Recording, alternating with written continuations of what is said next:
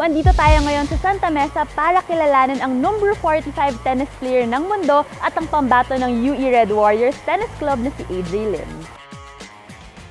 Hi AJ, first of all, thank you for your time today. Alam ko na busy kayo ngayon sa UAAP. So now let's talk about your humble beginnings. Anong age ka ba nagsimula maglaro ng tennis? Nag-start po ako maglaro ng tennis nung 4 years old po ako.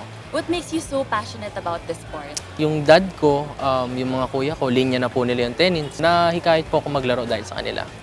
Sa murang edad na 17, sumabak na siya sa iba't ibang kompetisyon kung saan humakot na ito ng mahigit sa 12 junior titles at 4 na Grand Slam appearances. Among all the competitions you've joined, ano ba doon yung pinaka-memorable para sa'yo? Sa lahat po ng tournament sa salihan ko is Wimbledon. Qualifying po, nag-start ako noon. Down po ako noon, 1 point na lang, matatalo na ako. Hanggang sa yun po, nanalo po ako after 3 hours of battle. Hanggang nakapasok po ako sa main draw. So ngayon, sino naman yung tennis idol mo? Si Roger Federer ang idol. Ang dami niya pong na-break na records at saka siya po yung may pinakamaraming Grand Slam na hawak ngayon sa tennis po sa buong mundo.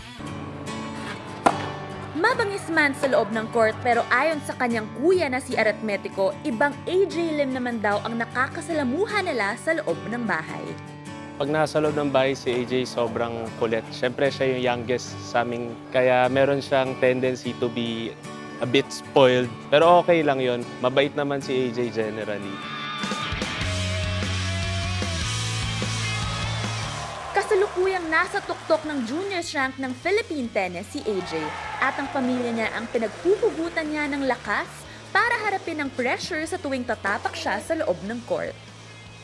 Mabigat yung pressure. Nung nasanay po ako at saka yung nakita ko yung parents ko, yung tiwala nila sa akin tsaka ng taong bayan, doon po nasanay po yung utak ko na talagang kailangan kong gawin to. Hanggang sa ngayon po, nasanay na po ako. Katulad ng mga ibang atleta, naging biktima na rin si AJ ng mga injuries na sumubok sa tiwala niya sa kanyang sarili at maging sa passion niya sa sport. 5 months nga po kung naging out doon dahil po dun sa groin injury ko. Talagang napaka-frustrating po talaga nun. So paano mo na-overcome yung biggest hurdle ng buhay mo? Ayun po, rehab, recovery, and at the same time, yung family ko hindi po sumuko sa pagpupush sa akin, lalo na po yung mom ko.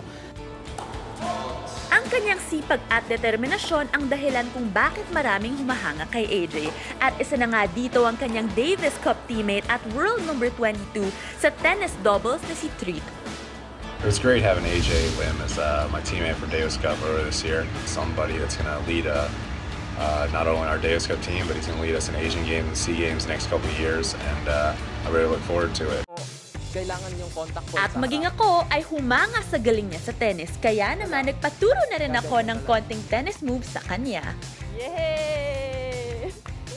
So ano naman yung message mo para sa mga tennis aspirants, tennis players na gustong maging katulad mo? Instead na malulong sila sa masamang bisyo, inikahit ko sila maglaro ng tennis at saka gagawin ko po lahat para maging magandang model sa kanila.